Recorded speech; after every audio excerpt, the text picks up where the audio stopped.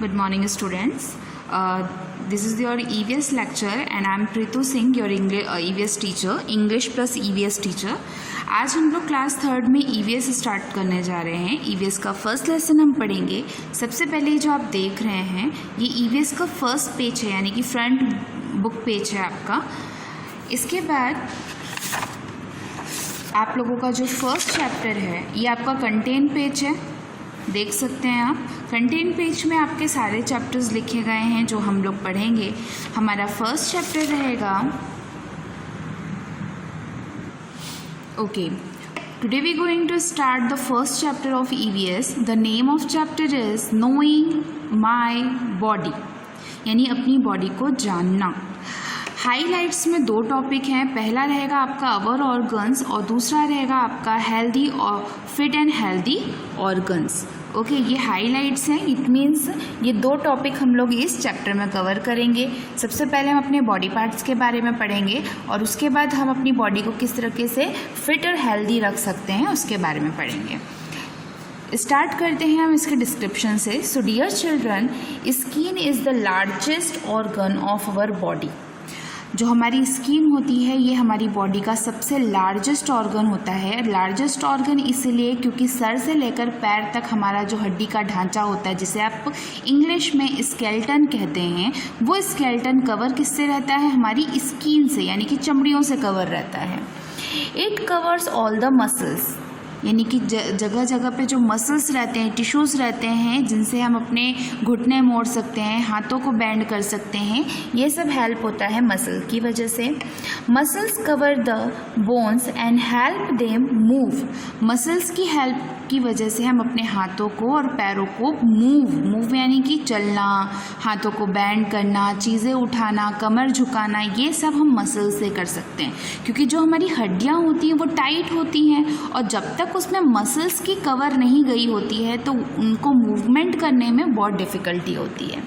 Bones protect the delicated organs of our body. Bones जो होते हैं वो हमारे इंटरनल ऑर्गन्स मतलब जैसे कि हार्ट, ब्रेन, लंग्स, लीवर, इनको प्रोटेक्ट करता है. Every organs perform different function that help our body work efficiently. यानी ये सारे जो ऑर्गन्स होते हैं हमारी बॉडी में, तरह तरह के ऑर्गन्स हमारी बॉडी में अलग अलग चीज़ें परफॉर्म करते हैं. जैसे दांतों का अलग काम है, मुंह का अलग काम है, लंग्स का अलग काम है, पैरों का काम अलग है और हाथों का काम अलग है. यानी हमारी बॉडी में हर एक पार्ट बहुत इम्पॉर्टेंट होता है. तो ये तो था इसका इंट्रोडक्शन. इसके बाद हम अब आगे बुक्स में जो टॉपिक है उसको क्लियर करते हैं. Okay, now next page number 2, जिनके पास बुक है देख सकते हैं आप. हमारा टॉपिक ये देखो, आपके जो ऑर्गन्स हैं यहाँ पर है ईयर, नोज़, फिंगर्स, टंग, आइज़, ये सब क्या होते हैं? आपके बॉडी ऑर्गन्स होते हैं. Our body is made up of cells. हमारी जो बॉडी होती है वो छोटे छोटे सेल से मिलकर बनती है. Cell is a basic and the smallest unit of the life, can reproduce independently. There are different kind of cell in our body. The same kind of cell join together to form of a tissue. जो हमारी body में छोटे छोटे sales पाए जाते हैं, blood cells होते हैं, उन ब्लड सेल से मिलकर टिश्यू बनता है और टिश्यू से ही हमारी बॉडी के जो मसल्स रहते हैं वो वर्क करते हैं. Similarly a group of different tissues form an organ that perform a particular function. जो टिश्यूज़ होते हैं वो तरह तरीके के टिश्यूज़ मिलकर एक ऑर्गन बनाते हैं, ठीक है. और ऑर्गन, हमारी बॉडी का हर एक पार्ट, हर एक ऑर्गन अलग अलग तरीके से परफॉर्म करता है. Many organs work together to form an organ system. हमारी बॉडी के जो अलग अलग पार्ट हैं वो अलग अलग तरीके से वर्क करते हैं. Our body has external and internal organs. External और इंटरनल ऑर्गन से मतलब है इस लाइन का, जो आपको बॉडी में बाहर, जैसे हमारी ईयर, नोज़, ये सब बाहर के पार्ट्स आपको दिखाई देते हैं, ठीक है. उसी तरह हमारी बॉडी के अंदर भी एक्सटर्नल पार्ट होते हैं जो हमें दिखाई तो नहीं देते पर वो वर्क बहुत ही प्रॉपरली करते हैं. Okay, So external organ are present on the surface of the body and the internal organs are present inside the body. बाहर जो आपको बॉडी दिखती है वो बाहर परफॉर्म करती है, जैसे कि हम अपने मुंह का यूज़ बोलने के लिए, खाने के लिए करते हैं, फिंगर्स का यूज़ हम लोग चीज़ों को पकड़ने के लिए करते हैं। उसी तरीके से जो हमारी बॉडी के अंदर ऑर्गन्स होते हैं, एक्सटर्नल ऑर्गन्स होते हैं और इंटरनल ऑर्गन्स होते हैं, वो अंदर की तरफ काम करते हैं, जैसे लीवर, हार्ट, ये सब हमारे अंदर के ऑर्गन्स हैं। फर्स्ट टॉपिक है हमारा एक्सटर्नल ऑर्गन्स। अब यहाँ पर हम एक्सटर्नल और इंटरनल ऑर्गन को अलग अलग पढ़ेंगे। The organs that are visible to us are called external organs, यानी कि जो हमें बाहर की तरफ दिखाई देता है वो होता है external organs. Shoulder, head, arm and feet, ये आपको दिखाई देते हैं ना, तो ये आपके एक्सटर्नल ऑर्गन्स हैं। The external organs like eyes, nose, ear, tongue and skin are together known as the sense organs. छोटी क्लासेस में आपने सेंस ऑर्गन्स पढ़े होंगे, तो there are 5 types of sense organs: eyes, nose, ear, tongue and skin. और skin हमारी body का सबसे लार्जेस्ट ऑर्गन रहता है। क्लियर? ओके, नेक्स्ट पेज में वो तो हमने एक्सटर्नल ऑर्गन्स पढ़े जो बाहर की तरफ रहते हैं। अब इसके बाद हमारा नेक्स्ट टॉपिक है इंटरनल ऑर्गन्स। इंटरनल ऑर्गन्स यानी कि जिन्हें हम देख नहीं सकते, organs that inside the body and can not be seen directly are called internal organs, like lungs, kidney, brain, stomach and heart are some of the internal organs, जिन्हें हम देख नहीं सकते लेकिन हमारी बॉडी के अंदर वो वर्क करते हैं। Let us now learn in a detail some of the important internal organs. So अब हम हमारी बॉडी में जो internal organs हैं उन्हें और डिटेल में जानेंगे। सबसे पहला है आपका ब्रेन। ब्रेन यानी दिमाग। सारा वर्क हमारा ब्रेन से ही चलता है। आपकी बॉडी में जो ब्रेन है, आपको हल्का सा कोई पिच कर रहा है, कोई धक्का दे रहा है, ये आपको कैसे फील होता है? आपको ऐसा लगता है हमें फील हो रहा है, पर वो हमारा सबसे ज़्यादा सेंस ऑर्गन रहता है हमारा ब्रेन। अगर आपको कोई हाथ भी लगा रहा है या आपको कोई धक्का दे रहा है तो आपकी बॉडी में जो आपका ब्रेन होता है वो बहुत जल्दी मूवमेंट करता है और आपको ये बताता है कि आपको वो अगर आप जल गए हो तो जलने का जो एक सेंसिटिविटी फील होती है आपको, वो ब्रेन की हेल्प से होती है। सो यहाँ से पढ़ेंगे हम।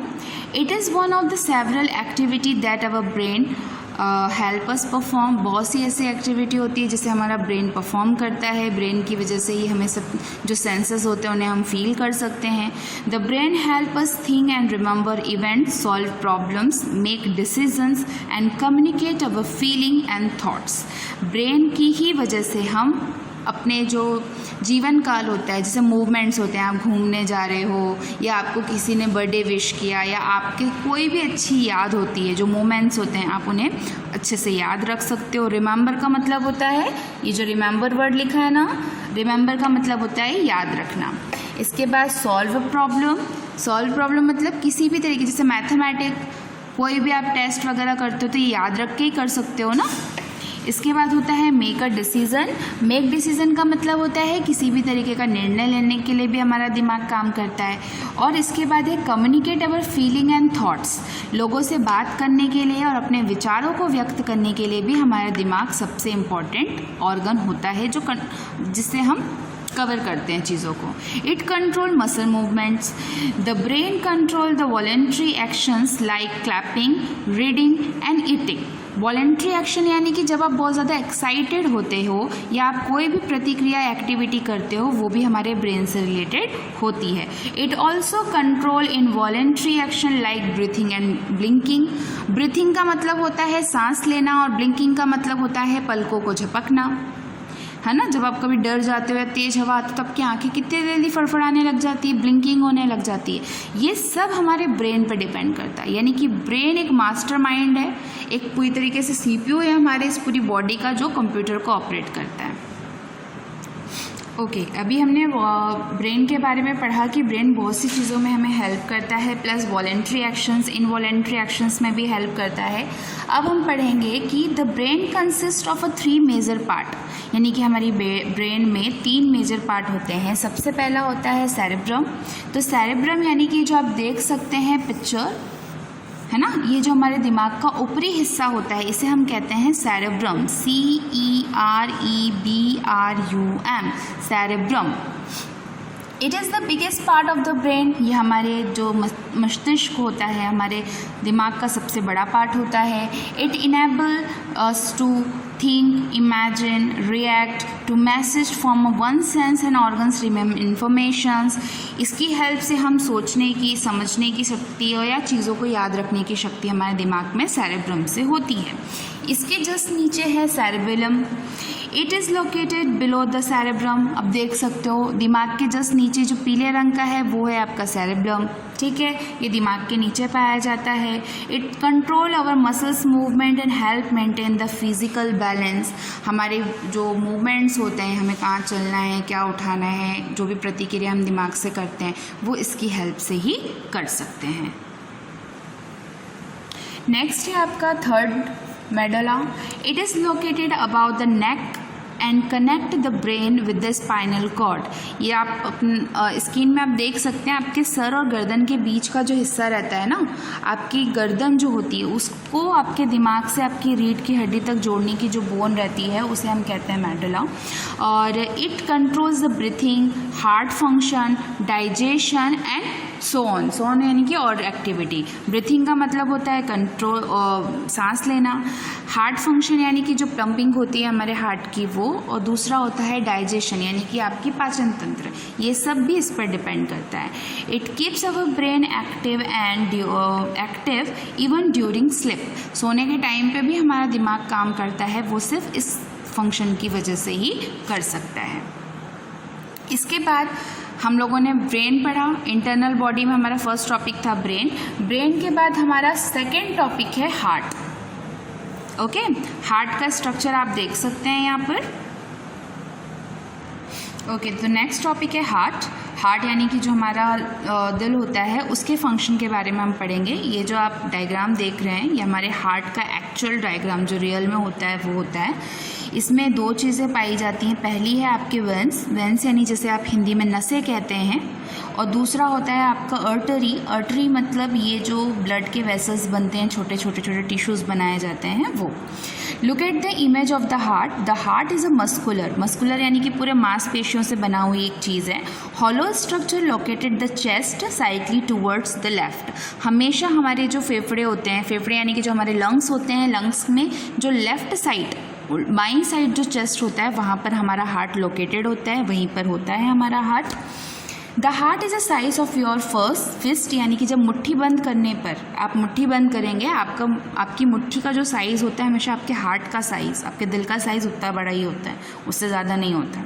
It pumps blood through a system of a blood vessels. Heart की वजह से ही हमारी बॉडी में जो ब्लड बनता है और ब्लड जो बाकी की नसों में जाता है। The blood vessels that carry blood from the heart to the other part of the body are known as the arteries.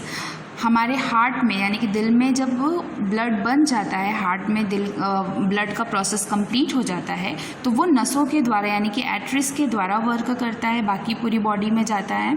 The blood vessels that bring blood back to the heart from the other part of the body are known as the veins. जब हमारा heart blood बना लेता है तो body के बाकी parts में कैसे जाता है? नसों से। आप लोगों ने देखा होगा हाथ में आपको ग्रीन या फिर ब्लू कलर की नसें दिखती हैं ना, इन सभी नसों में ब्लड थ्रो आउट होता है। When the beats its make the sound lub dub. Doctor जाते हैं, डॉक्टर के पास देखा होगा स्टेथोस्कोप लगा के वो आपके दिल की धड़कन सुनता है ना, तो ये हमेशा हार्ट होता है वो हमेशा बीट करता रहता है। During exercise our heart naturally beat faster. जब हम किसी भी तरीके के एक्सरसाइज करते हैं तो जो हमारे धड़कन होती है वो बहुत ज़्यादा फास्टर रहती है, क्योंकि उस टाइम पे हमारा जो ब्लड सप्लाई होता है, नसों में जो ब्लड पहुंचता है, मसल्स तक पहुंचता है, वो काफ़ी तेज़ रफ्तार से पहुंचता है। The more accidentally we exercise the faster our heart beats. और इसीलिए एक्सरसाइज करने के टाइम पे हमारी जो हार्ट बीट्स होती हैं यानी कि धड़कन होती है वो बहुत ज़्यादा तेज़ होती है, क्योंकि ब्लड सर्कुलेशन उस समय बाकी टाइम से ज़्यादा तेज़ रहता है। फर्स्ट हमने ब्रेन पढ़ा, सेकेंड हमने हार्ट पढ़ा, और अब थर्ड टॉपिक है हमारा लंग्स। ठीक है। लंग्स यानी कि जो ये स्ट्रक्चर आपको दिख रहा है ये लंग्स का स्ट्रक्चर है, जिसे हम हिंदी में फेफड़े कहते हैं। इस लंग्स की हेल्प की वजह से ही हम सांस ले सकते हैं, ठीक है। जो हमारा एक्सहेल इनहेल होता है वो इसकी हेल्प की वजह से ही होता है। The process is the lungs are two shapes placed inside the chest cavity. The left lung is slightly smaller than the right lungs. कहा जाता है कि जो हमारे जो दो लंग्स होते हैं ये दो पार्ट्स में डिवाइड होते हैं, और जो हमारा लेफ्ट साइड का लंग्स होता है वो राइट साइड से छोटा होता है, और लेफ्ट साइड ही चेस्ट में हमारा हार्ट भी कनेक्ट होता है। लंग्स हेल्प अस ब्रीथ, जो लंग्स होता है वो हमें सांस लेने की प्रक्रिया में हेल्प करता है। दे फिल्टर यानी कि जिस तरीके से आप एक छन्ना लगाकर पानी को छानते हैं, उसी तरीके से जो लंग्स होते हैं वो एक फिल्टर का काम करते हैं, जो oxygen when we breathe in and expel carbon dioxide when we breathe out. दो तरीके की गैस हमारी बॉडी में पाई जाती है, एनवायरनमेंट में पाई जाती है, ऑक्सीजन और कार्बन डाइऑक्साइड। तो ऑक्सीजन हम लोग सांस के अंदर लेते हैं और कार्बन डाइऑक्साइड हमारी बॉडी से बाहर जाता है, और किसकी हेल्प की वजह से? लंग्स की हेल्प से।